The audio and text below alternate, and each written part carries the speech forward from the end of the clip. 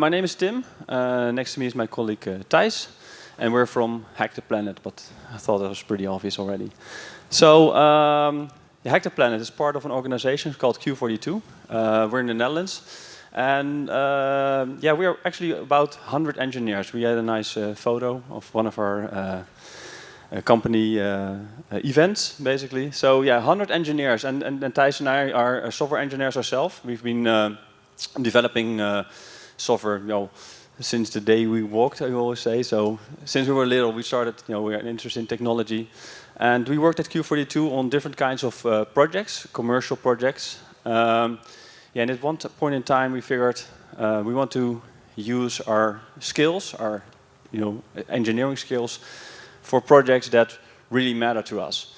And well, you're in this room today, so you're already working on those kinds of projects as well. And at the time, we didn't know exactly what these kinds of projects were. So yeah, we were setting out on a mission basically to look for projects where you think, well, how can we use that engineering skills to basically create a little bit of a better world? So some years ago, I got to know many people in conservation, and I learned about camera traps. And who in the room here today knows these kinds of camera traps, or has these kinds of camera traps themselves, or camera traps in general? Can I see some hands? All right. So yeah, pretty much like I have here myself. So there are many different types, right? So it doesn't really have to be the one on the photo, but I saw a lot of hands. And the people who has these camera traps, who of these people actually get immediately results what the camera is seeing? So something walks by, and you get a notification of what's on the photo, what the camera sees. Who of them gets that? I see 2 hands, but not many. So this is my finding when I was at the national park, and I learned. Basically from working with Pantera these days, that you actually need to do that thing that you see over there I'm doing, get an SD card from the camera trap, and then look at the photo. So I figured that can be a little bit faster, right? I mean, we were working as engineers on all sorts of different projects, and machine learning and AI was becoming very big. So I was thinking, why aren't there any camera traps that can automatically tell you what it sees? Why do we have to go back to these camera traps and basically do all this manual labor, which is super intense work? So yeah, at the time working with Thijs, and we actually thought, well, let's dive into that. Let's try to come up with a solution to help all these national parks become much more efficient by not having to walk all these distances to all these camera traps, and by actually creating value by immediately alerting what's on a photo. So we developed a system, and Thijs will be explaining what it does. And it couples on these kinds of camera traps. So Thijs, take it away. Thank you. So we set out on this mission, I think it was 3 years ago, to create a smart camera, as we call it.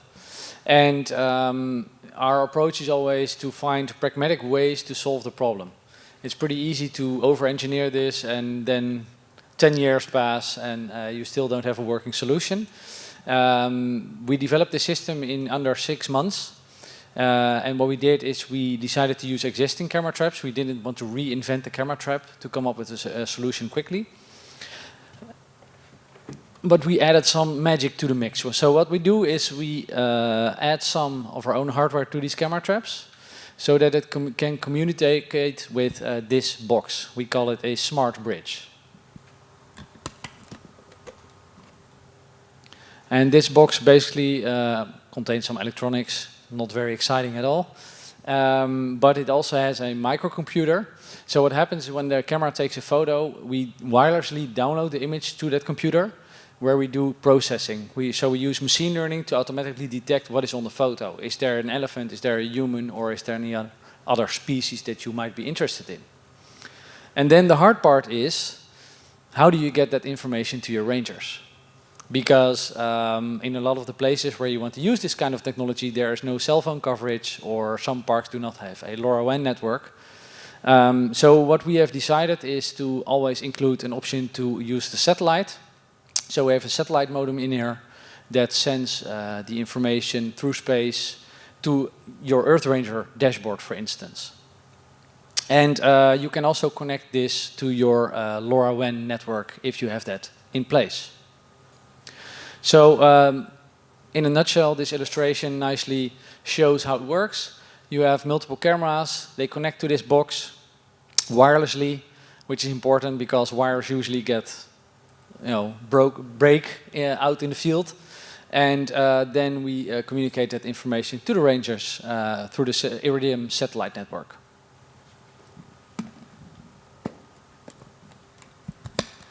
All right, so some years ago, this technology was finished, and we got many people that were interested in the technology. And we started working together with the University of Stirling.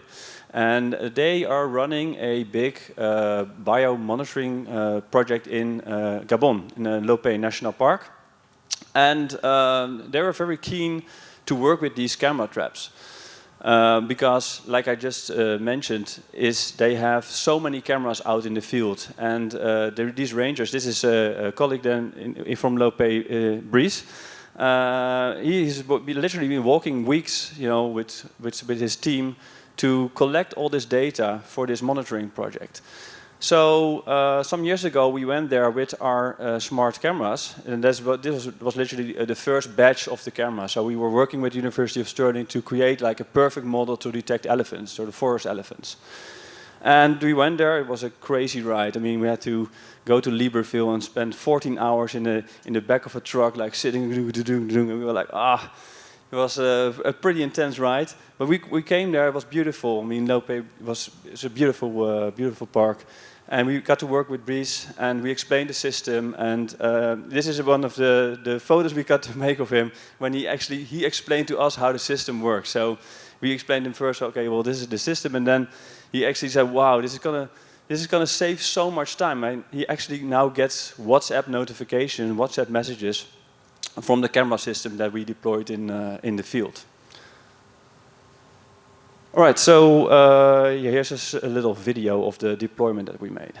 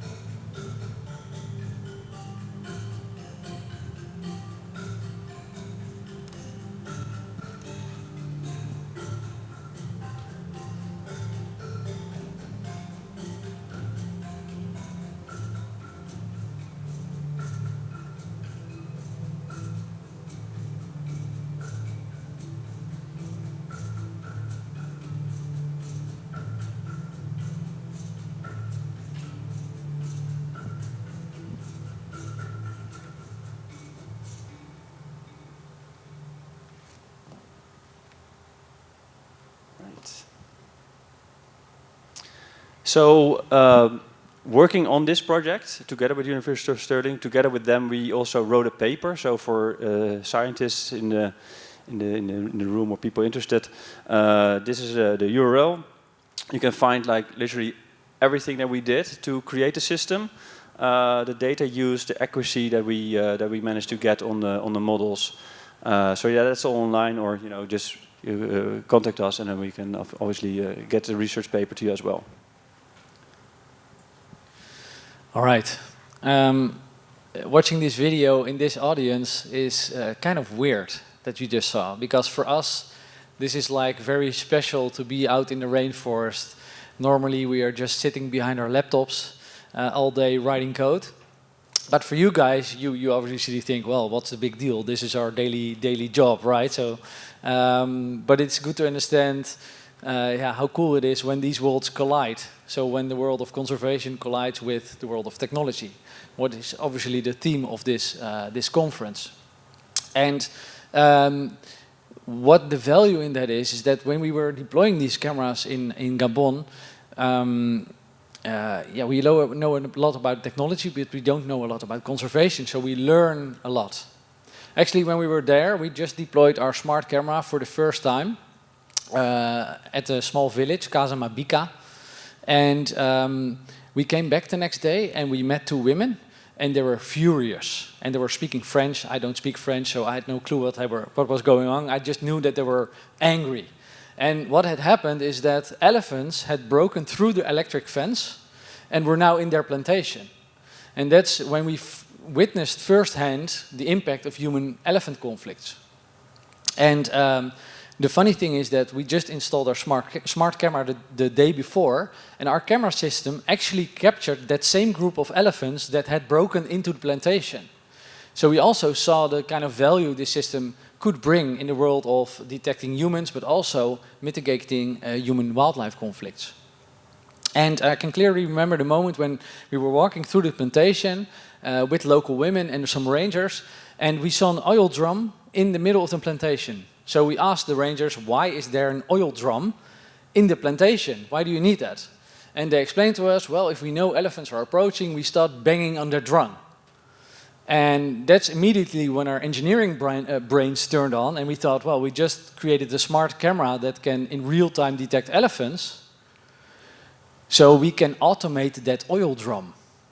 So people don't have to bang on it, but that we can automate that. And that is exactly what we did. We created a system. It's an elephant repeller. You can see it here.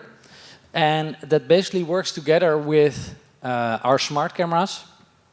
And when our smart cameras see an elephant, then it sends a message to this box. I will turn it on. No worries.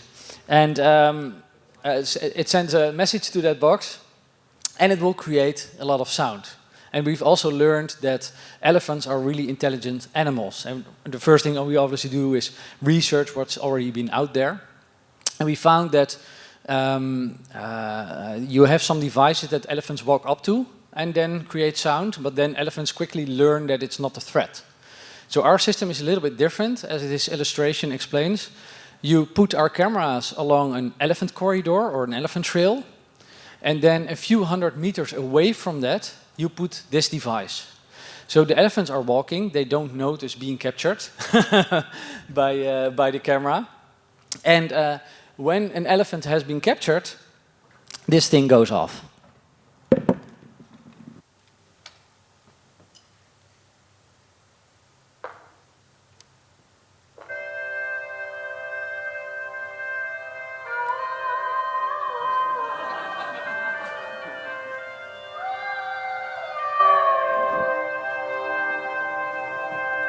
That was me singing in the shower, right? Yeah, we just put some random music on there, and that's exactly what it is, random music, because each and every time the system gets triggered, it plays a different song, so that elephants don't get used to the same sound over and over again.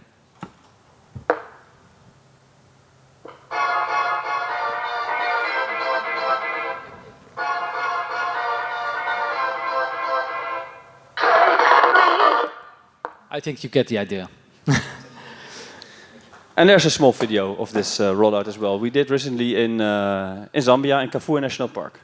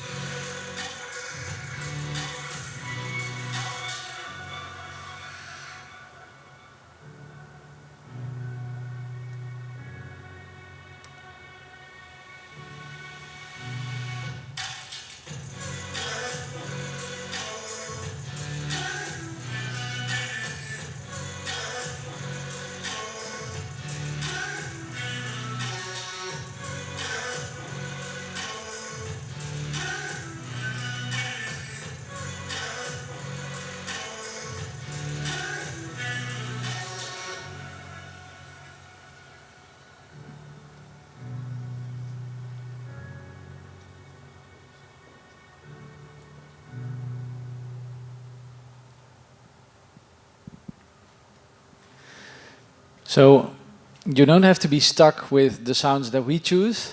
In the device, there's a small SD card. You can just put your own music on there, or sounds or effects that you think are most effective to mitigate human-elephant conflicts.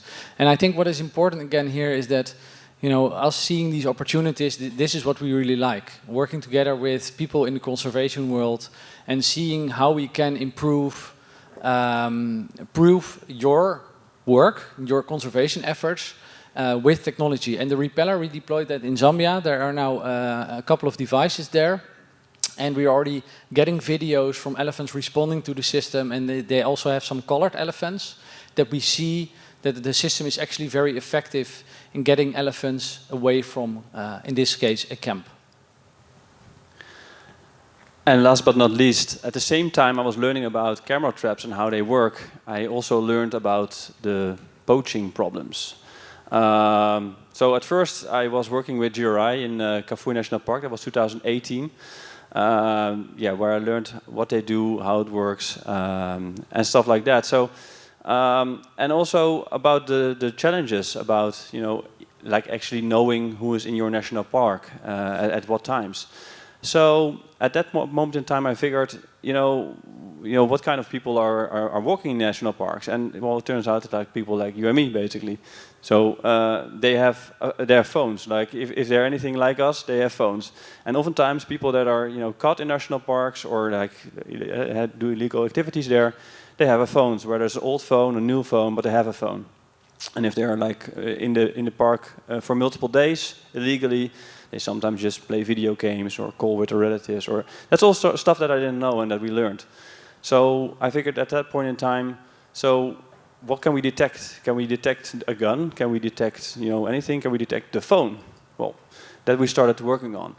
And that's not very trivial to detect phones. It took us quite some years. We started in 2018 with the concept of how would that be done. So we worked with different universities, with the research agencies, and we did a lot of work ourselves. We did many prototypes. We did a deployment of a prototype in Kafue National Park, and actually recently we came up with a version that works very, very well. I have them here in my hand. We have deployed it this year in Zimbabwe.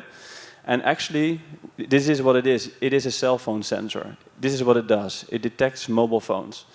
So how does it work? So let me show you. So this is actually how it looks like in the field. So we have these units that can work on LoRa network. So if you have a national park that has LoRa coverage, you have these units you can deploy. Or if you don't have that, we can use a satellite uplink as well. And then it looks like the way you see in the photo. Both have a solar panel. They can run indefinitely. And they can pick up cell phones from a range from 2 to 4 kilometers. And that really depends on the type of phone that's used. Like modern phones are pretty efficient. So they don't use as much power as the older phones. Something that we learned this year actually, that in more rural areas where they have more older phones, we have we can pick up signals from far away, which is pretty beneficial. You need less sensors to cover a larger area. So how does that look like? In the bottom you see a screenshot of this is what the sensor sees basically. So the sensor is listening like a radio basically. So if you turn on your radio, you get like all sorts of cool music on different channels. And this is what the sensor does as well. It scans the whole spectrum of the frequency that your phone is using. And actually your phone is basically always transmitting. It's always searching for a tower. It's always trying to connect to a cell phone tower. And when you get an email, it's transmitting data to the tower there and back. When you get an SMS message, when you're calling. So there's always activity. So if we would put this sensor on right here, it will be all over. You will see all different spikes. So this is a screenshot from an actual national park where we deployed the sensor. And what you'll see when you see these spikes, this is during the day. So when you don't see it, so you see the daytime, and then you don't see anything, it's dead silent. That's at night. That's what you expect. There's nothing. There's nobody in your national park. No one is driving around. And then it starts. It's morning. Rangers go out. You get tourists in your national park. You see people around, and you get spikes. So yeah, and we are super excited that we now have this and that can easily be deployed. So yeah, and probably if you have a situation where you want to detect people in your national park, please come visit us. This can be potentially very interesting for you. All right. Last but not least. So we just showed you the project in Gabon that we did. And during that time, we were followed by a filmmaker, a professional filmmaker, who found us online, and he said, well, I see what you guys are doing, and you're creating all this new tech for conservation. I want to go with you, and I want to create a film. And we were like, okay, that sounds cool. So what does that entail? Well, it turns out he wanted to go with us on the deployment to come, that was in Gabon, and he created a documentary. The documentary is now finished and will be released in a couple of months. But we already have a trailer, so you're the first ones to can actually see the trailer of the documentary that will be out there in a couple of months, and it will be on movie festivals and all sorts of channels where you will try to plug that documentary.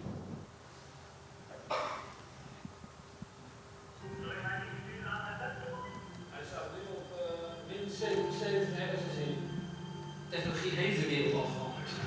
Momenteel zijn we heel erg druk met het maken van technologie voor bescherming van de natuur. Dit heeft gewoon een impact op de wereld. Je weet dat wat je nu aan het maken bent, ja, dat wordt echt gebruikt voor situaties voor leven en dood. There are poachers who shoot on site at this good.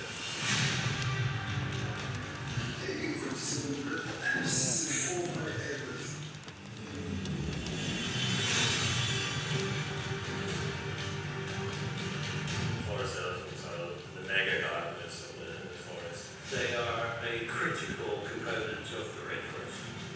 With the ivory poaching pressure, numbers have decreased massively. If we lose the African rainforest, then the planet is in real trouble.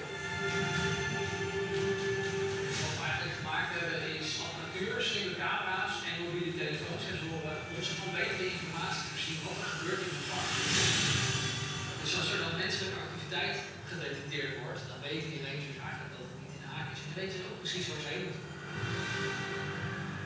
Ik weet dat deze hardware die we hebben ontwikkeld uiteindelijk ervoor gaat zorgen dat we hier het leven kunnen bespannen.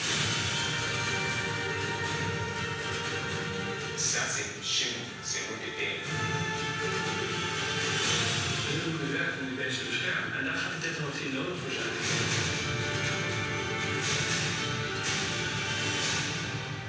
It sounds dramatic to say it's a matter of life and death for the eco guards, but fewer of our eco guards will die, and more poachers will be caught if we can deploy this technology.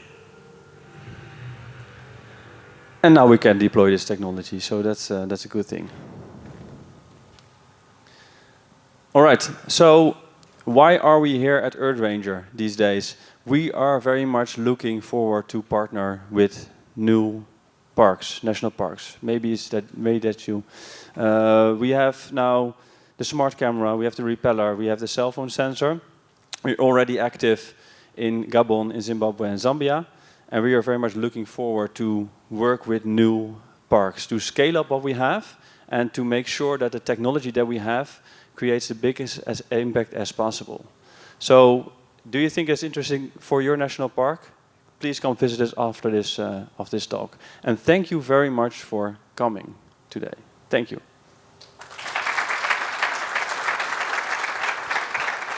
So, are there any questions on any of the products? I see some hands. Or should we put out? I'll just give out my microphone. No, thank you.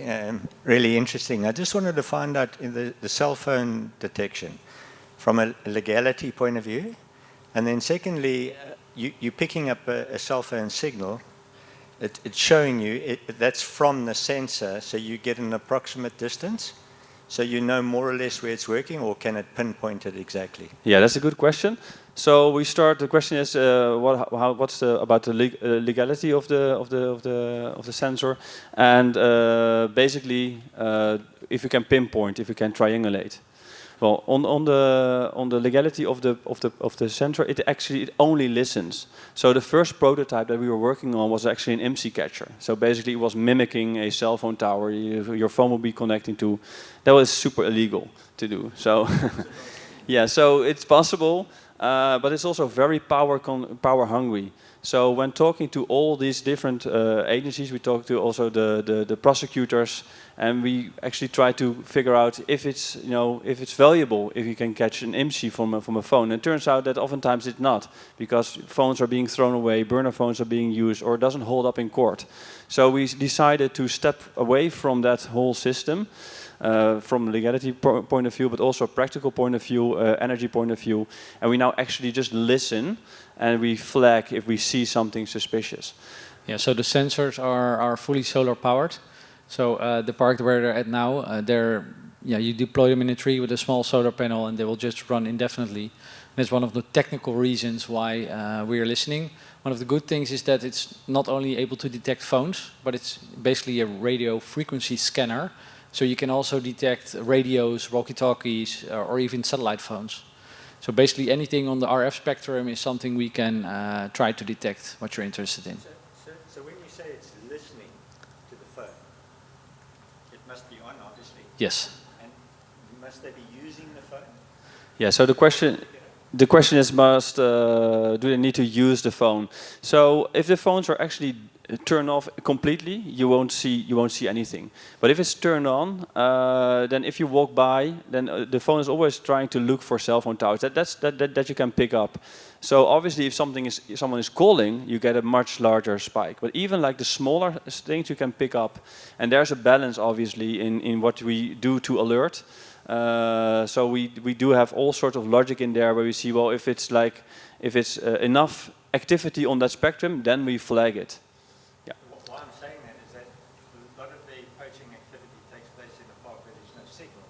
They come through an area maybe where there's signal, they operate, so they're not using the phone at all. It might still be on because sometimes they use it as a torch, and then on the way out, they may start. Yeah, and that's what we hear a lot as well. So these sensors actually work best in the gray areas of cell phone reception, because if you have very bad cell phone reception, your phone is trying really hard to try to reach the tower. So then it uses a lot of strength to send it out.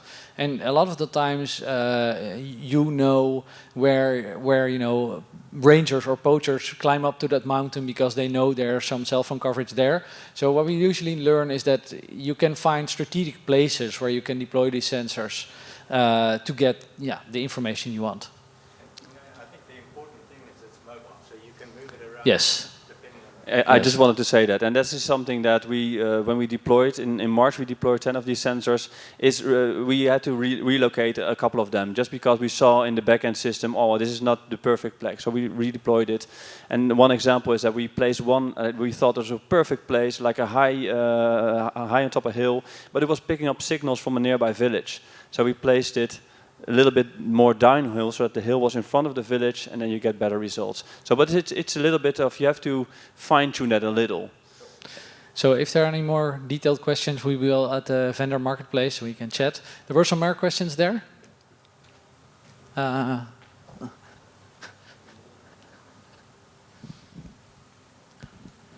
thank you for the wonderful presentation as well as the demo. So mine is on the repellent system that you have just showed. I was wondering whether you are able to identify based on the artificial intelligence that you are trying to use. I'm assuming that it's being developed to detect heat in motion, right? Heat in motion. And do you have any algorithms that is being used inside this one to segregate whether it's animal, people, or domestic cows and everything? Because I understand sometimes if these devices are being used inside a core zone areas where there is no people or the domestic animals moving around, and especially when you are deploying this kind of tools around the buffer area where there are human settlements and animals.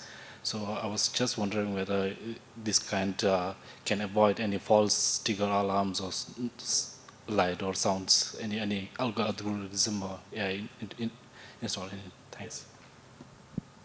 So we don't use, I think you asked that, if we use like infrared, heat vision, we don't use that, it's just normal camera, so we just analyze the images and then detect what is on the image.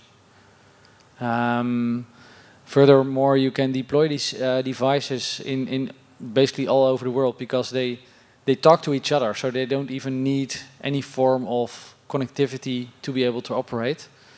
I'm not sure if I answered your question. If I haven't, then please come look me up and get into more detail.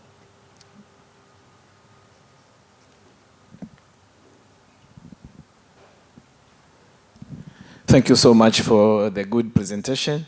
I must have missed the point, but I just want to know the maximum range the camera trap can detect, the maximum, the distance. And I want to know the number of, if one camera trap can have how many of the speaker, how many?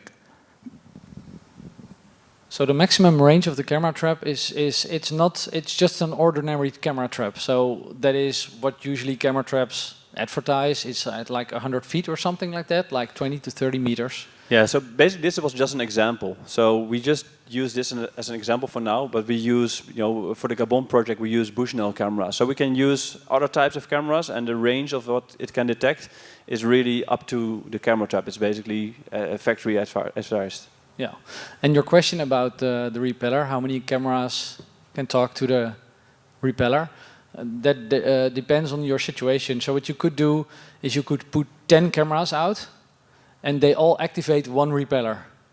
But you could also put one camera out and activate 10 repellers. So it is basically up to you what you want and how big of a dance party you want to throw. So. Oh. Question, yeah, it's over here. I'll go. You mentioned LoRa with the trap cameras. Have you programmed it that it can get into data size small enough that it can send by LoRa? We haven't. So this is one of the. This is a good point actually. This is one of the reasons why we're able to create this system in about 6 months. Even as an engineer, it's very tempting to think about, can we compress images and slice them up so we can transfer them over satellite or over LoRa? But that's very tempting. We decided not to do it because it introduces a lot of complexity and for satellite a lot of costs. So we only sent the metadata. So we know what kind of class it was, the date and time of the image. And what we've seen, what you can read in the paper, is that if you take a look at events, usually an elephant walks by a camera and you get multiple shots. And maybe your model mistakes, when the elephant just walks out of the frame and there's part of the ass, it may maybe mistake it for something else. But if you look at the whole event, we get up to like 99% accuracy on that model. So we decided not to do that. But this here, can it send like a date, time, location, species? That's exactly what it sends: date, time, location, species, and accuracy. So how sure is the model that it's an elephant? That can come through LoRa. That's fine. Yeah. Yeah, I didn't know if I mentioned that, but it's integrated in EarthRanger as well. So you get it just on your dashboard, and from there you can even get like WhatsApp notifications. Yeah. I see another question. Thanks a lot. We all know that elephants are pretty sharp. So I was wondering if you noticed, since the installation of the system, any behavior change of the elephants to, for instance, not use the trigger, being used to not go in front of the camera and not trigger, or being used to the music and actually enjoy the rave party? I don't know, I was wondering. Yeah, so that's actually a very good question, and we were obviously super interested to see the results as well. So working with GRI at the release facility in Kafue, where these systems are deployed, we're now getting lots of data back from them, and even at the vendor place we have a small video where you actually see an elephant reacting to the system. And from what we get right now from the GRI team is that it works very, very well. So what we did is we placed the camera that takes the photos of the elephants and triggers the repeller. That's one system. But next to that, there are other cameras installed just to monitor the behavior of these elephants. So, and what we see, and there's this one video that we have upstairs, but we have other videos and data as well, is that they hear it, they see it, and they're kind of like a little bit stressed by it, and they just move away. So that's what we see. There's also a group of collared elephants that we got the data from, and they could clearly see that they were heading towards a pool where we set up these cameras, and they clearly heard and saw the lights and moved away. And this is what is happening now for the last month. So yeah, that looks good. And to answer your other question, do they get used to it? So that's why we did actually two things to combat this. The first is that the system, the repeller is not directly next to the camera. So it's very far apart. It could be like 500 meters or even further away. So the idea behind it is that the elephant doesn't understand the relation between them being at that place and then suddenly hearing music coming from far away. And obviously there are lots of different sounds and music on there. There are lights in there, so you could like switch that around the whole time. Yeah, just to make sure that they're not getting used to it. And even later on, you can imagine that we can add additional things to that system as well. We now have music, sounds, we have lights, but we also work in Romania, where we use the same system to deter away bears from villages to make sure that they're not becoming problem bears. And there also we are thinking about setting up like inflatable scarecrows. So if the bear comes too close, and that happens quite a lot, then the last resort would be to like inflate like a sort of like a scarecrow. You see these real commercial wavy people. Like that's something that we're going to try out. You can think about automatically chili sprayer, pepper sprayer, paintball guns, etc. Just to you can automate that. But this is where we started with. It's kind of like non-invasive, but you can imagine that you can add stuff to that system once you have the process in place of detecting the elephant and then set up a repel action. So I think we have time for 2 more questions. There's one here. Okay, thank you very much for the good presentation. I just have one situation where maybe I'll have a stretch of about 20 kilometers where I'm saying that I've got problem with the elephants that are actually crossing into from the communal area coming into the areas where there's some plantation. So I wanted you to give me an example to say, right, in that 20-kilometer stretch, how much of those will I actually need to ensure that I'm actually covered? Yeah, so that really depends on the terrain. So what we see and what we also learned, and this is where we actually have to work with local people, people that know the terrain very well, know how much elephants are in the area, know how many trails there are leading towards these plantations or these villages, and then you can make an estimation and say, well, okay, well we know that the elephants take like 3-4 different routes. Then we're going to set up 3-4 different repellers. If there's like one like main sort of like elephant trail, you can maybe start with one system. And this is what we did with. This is exactly what we did in Kafui. We knew there, in collaboration with the team there, that there were 2 different problem routes basically, and we just blocked these 2 routes with the repeller system. So you have to really look at the area. Last question. And the rest, please come and find us at the vendor marketplace. Yeah, thanks, guys.